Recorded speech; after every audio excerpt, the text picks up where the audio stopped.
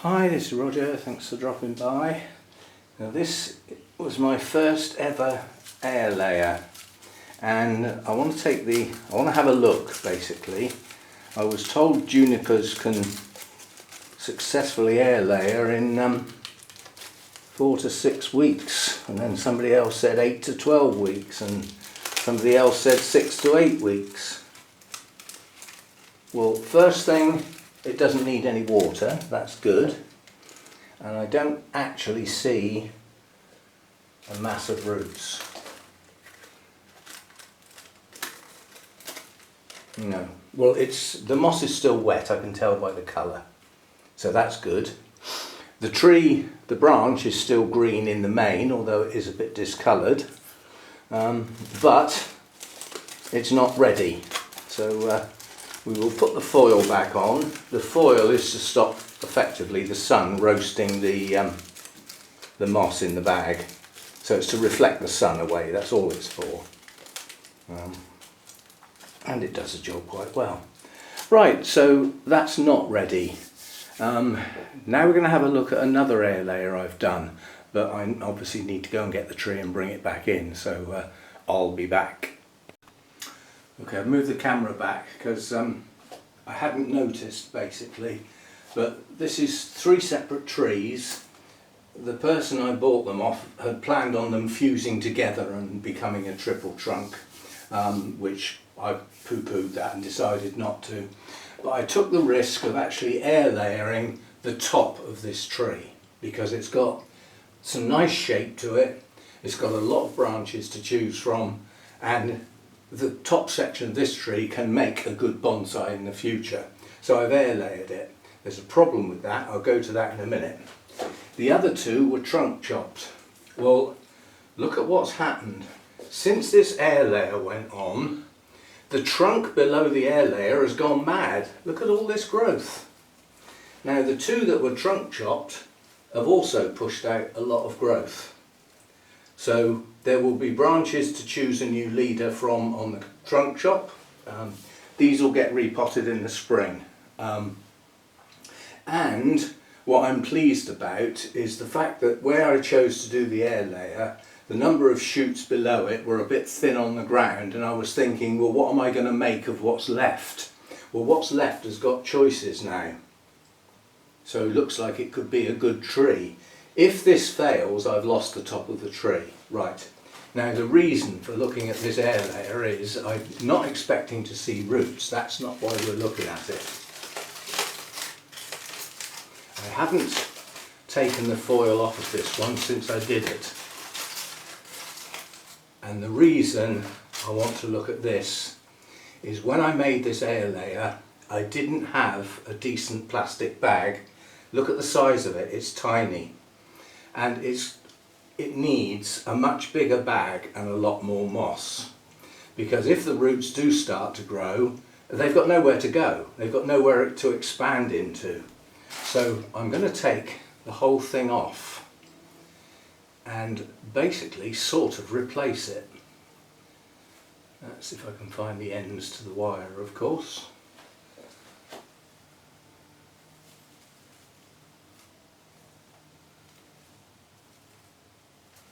Don't know whether I twisted them or what I did. Here we go, there's an end. So this is far too little a size for an air layer. There needs to be a lot more room for the roots to grow, should they decide to grow. And what I don't want is this failing due to lack of space. So we'll get the wire off first.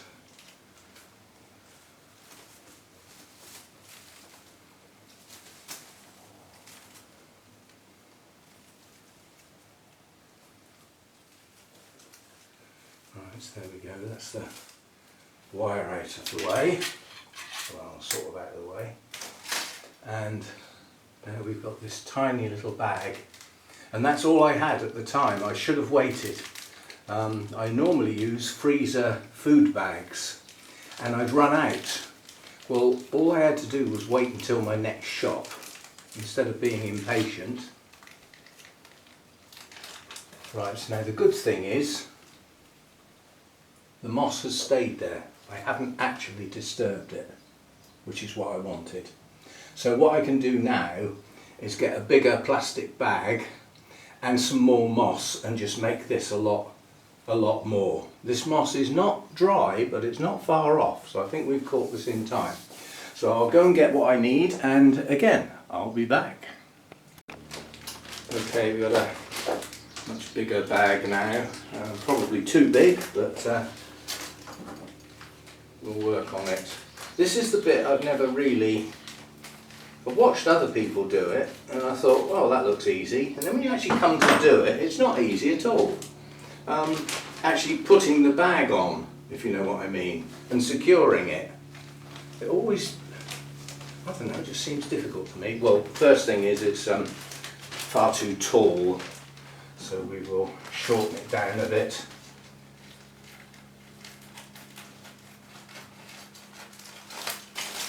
let's try that. Probably got far too much bag now.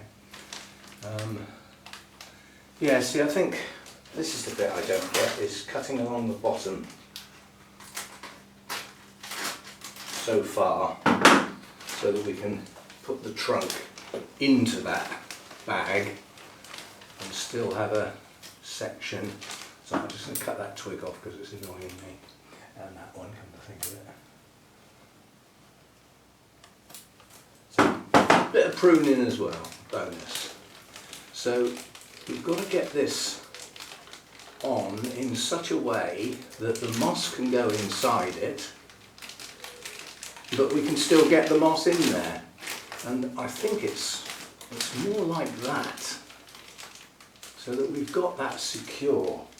Now I did have a small piece of wire that we can wrap around there, and then that's the base of the bag. No, it's not, because it slipped out of my hand. So we will do it again. Like so. And then get our piece of wire around there nice and tight. And that holds the bag in place and seals up the bottom section, leaving the top wide open. This is the idea.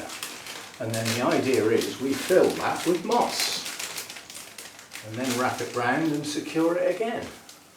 This was a lot easier when there weren't a load of leaves in the way. So there's a leaf right there that I need off. It's too close to the joint. There we go. Right. So now what we've got to do is put a load more moss in there. As I said, I was just a bit worried that the area of moss that, should any roots decide to grow, had to go in, was not enough. There wasn't enough moss area for the roots to be able to expand and form a good root system. Obviously it's dependent on the amount of space they got before they hit the edges of the bag. So we want a nice lot for them to be able to grow into. And that looks an awful lot better.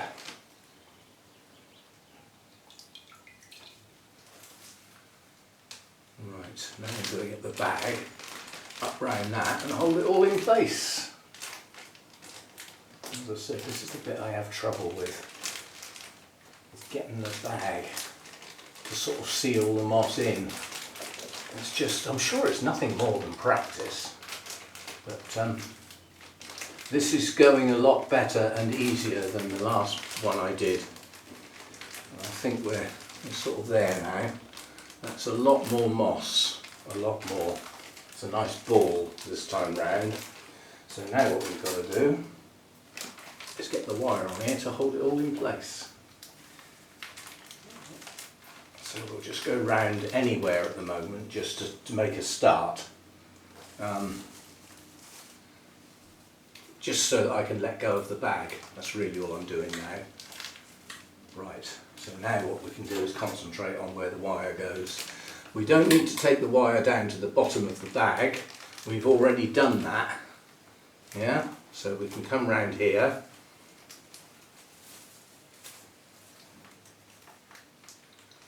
And then go back up to the top and really go tight around the top, because again what we're doing now we've got to the top is sealing it so that all the water can't evaporate out. It makes it a nice enclosed space. And I think that will do. Right, so you can see we've now got a much larger ball, and I didn't see any signs of roots, but then this was only done about 4 weeks ago, so I doubt if that foil will go round now. It might do. I might have to go and get a new piece, but it should go round. I mean, this tree isn't in full sun all day anyway. It gets the sun for part of the day, but it's not out in full sun like that juniper is. This just gets some sun for some of the day. And those of you who have been watching the channel, I have made some bonsai staging, which I'm in the process of getting the garden ready to allow me to set that up. I know that might sound daft, but there's some weeding to do and some moving some things around before I put the bonsai staging where I want it to go, because it's heavy.